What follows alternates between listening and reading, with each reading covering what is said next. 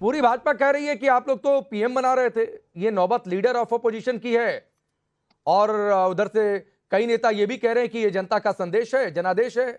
मतलब leader of opposition के लिए जनादेश था, सरकार के लिए नहीं था। फिर फालतू की बयानबाजी हो रही थी पिछले कुछ दिनों से। राकेश पांडे जी, सबसे पहले तो मैं आपसे हाथ जोड़ के एक प्रार्थना करता हूं, क्योंकि आपका चैनल, आपके लोग कहते हैं नेशनल चैनल है, बड़ा चैनल है, अच्छी बात है, स्वागत है। नेशनल चैनल में राहुल गांधी को राहुल बाबा लिख रहे हैं, आप ये कैसी संवैधानिक बात करें? अरे प्रेम से लिखा हुआ है भाई, राहुल बाबा कोई तंज थोड़े नहीं कसा है। हम लोग योगी आदित्यनाथ को भी योगी बाबा लिख देते हैं। मैंने मान लिया, आपने शायद नहीं देखा होगा।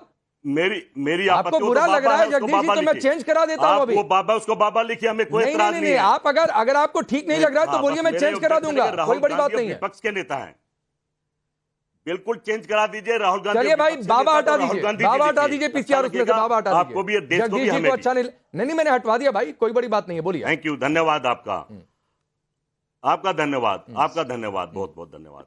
अब दूसरा, आपने कहा कि राहुल गांधी इस पद को कैसे संभालेंगे।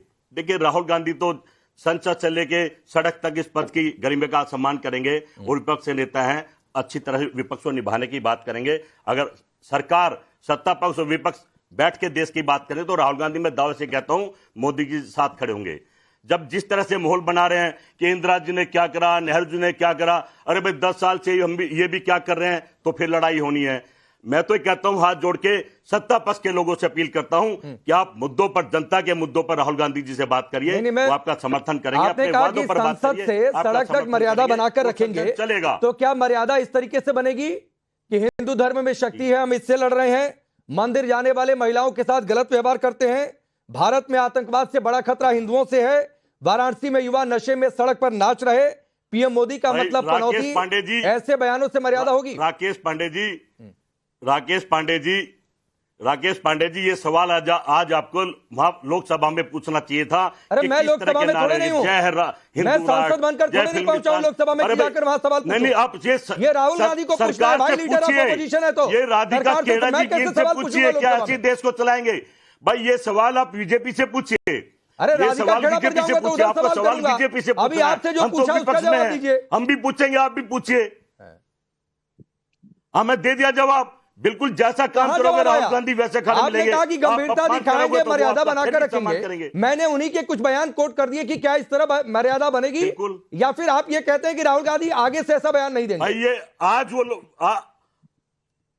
आज वो विपक्ष नेता बने हैं। आप इंदिरा गांधी और नेहरू की बात मत करो, मोदी के वादों की बात करो, लोकसभा में बात करो, सरकार के मुद्दों की बात करो।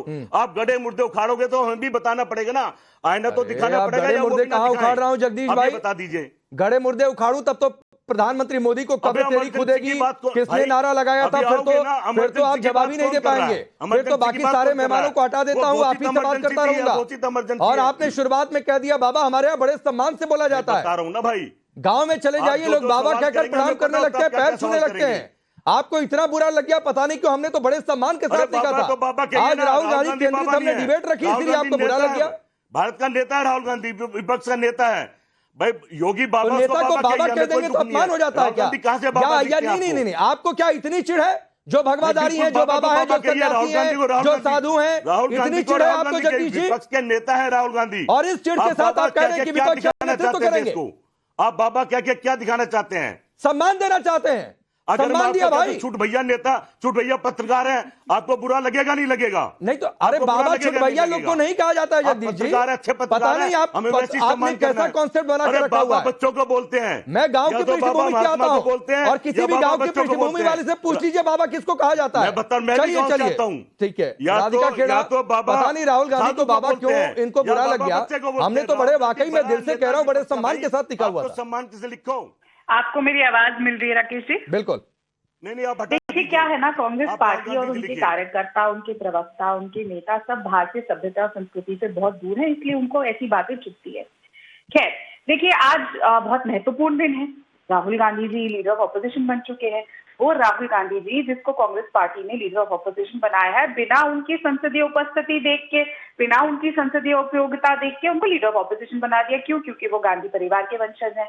एक नेता जो संसद में अनुपस्थित रहते हैं, बाहर घूमने में ज्यादा विश्वास रखते हैं, छुट्टियों में व्यस्त रहते हैं, सवाल नहीं पूछते, वो हमारे लोकतंत्र का विपक्षी है। ये साफ तौर पे सिर्फ कांग्रेस की गिरती ताक का एक नया अध्याय है। मैं आपके बीच में नहीं बोली थी, सुनने की हिम्मत रखिए। वो क्या करेंगे बताएंगे। राकेश जी, ये बहुत बुरा हो रहा है। जगदीश जी सुनिए ना सर, आप बोल रहे थे राधिका खेड़ा सुन रही थी, राधिका खेड़ा जो कहे उसमें फैक्ट्स के साथ गलती हो, आप क्रॉस कर दीजिएगा, वो चुप हो जाएंगे। मैं आपको समय दे दूंगा शुरू कर दिया तो और राहुल गांधी की संसद में उपस्थिति को लेकर पहले भी सवाल उठते रहे, पहले सुन लीजिए फिर मैं आऊंगा आपके पास, पहले सुन लीजिए, बोलिए राधिका पूरा। 2014 में राहुल गांधी का 52% अटेंडेंस था, 2019 से 24 में पिछली बार वाली लोकसभा में सिर्फ 51% अटेंडेंस था, 2014 से 19 में उन्होंने 14 डिबेट्स में पार्ट लिया, पिछली लोकसभा में उन्होंने सिर्फ 8 डिबेट्स में पार्ट लिया, 0 क्वेश्चंस उन्होंने 2014 से 19 में पूछे, 99 पूछे उन्होंने 2019 में से 2024 तक, लेकिन एक नेशनल एवरेज 2010 थी तब। प्राइवेट मेंबर बिल उन्होंने कभी भी एक दिन नहीं लेकर आए। तो ये लीडर ऑफ ऑपोजिशन है। उम्मीद करती हूँ इस नए अवतार को ये सीरियसली लेंगे और सारा समय छुट्टियों का प्लान बनाने में कि वीडियो ब्लॉगिंग करनी है, ट्रैवल ब्लॉगिंग करनी है, उसमें नहीं। बहुत कष्ट होने वाला है राहुल जी को, क्योंकि जिस इंसान को आदत नहीं है रोज पार्लियामेंट जाने की, रोज मुद्दों को जानने की, उनके लिए बहुत कष्टदायक होने वाला है। लेकिन आज एक और भी बहुत महत्वपूर्ण दिन है राकेश जी। आज के दिन एक दलित नेता के सुरेश जी का बहुत अपमान हुआ, और वो कैसे हुआ? पहले तो उनसे नॉमिनेशन भरवा दिया स्पीकर का, और फिर जब वोट की बारी आई तो इन्होंने मना कर दिया जी कि कोई जरूरत नहीं है, वॉइस वोट से कर लेते हैं।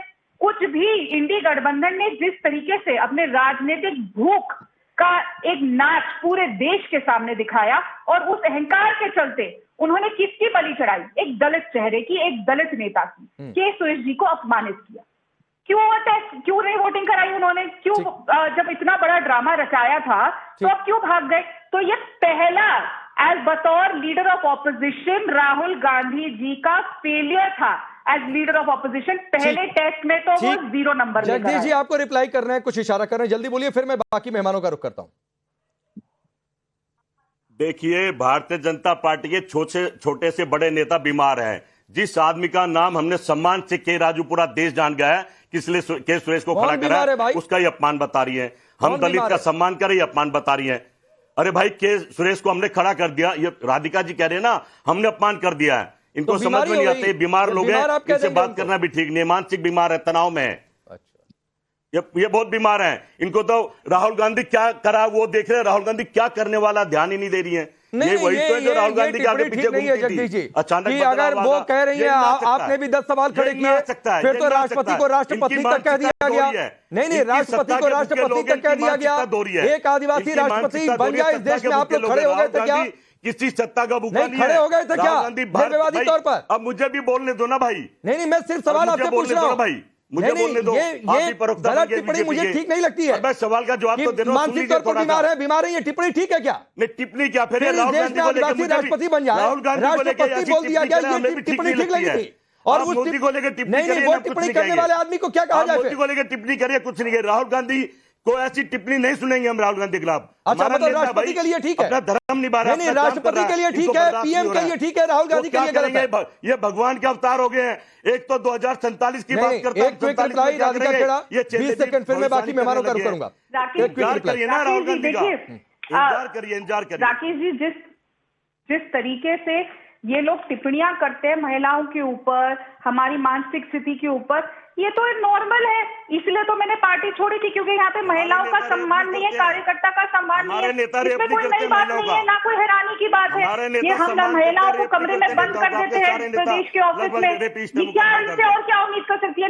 इनके प्रवक्ता ऐसी भाषा बंद करेंगे? बहुत अच्छा है, इनका असली चेहरा लगातार देश के सामने आता है, इससे देश लगातार इनको नकारता है और लगातार इनको ठीक है। हमारे नेता लगातार विपक्ष में बैठे हैं इन्हीं हरकतों के चलते। ठीक है।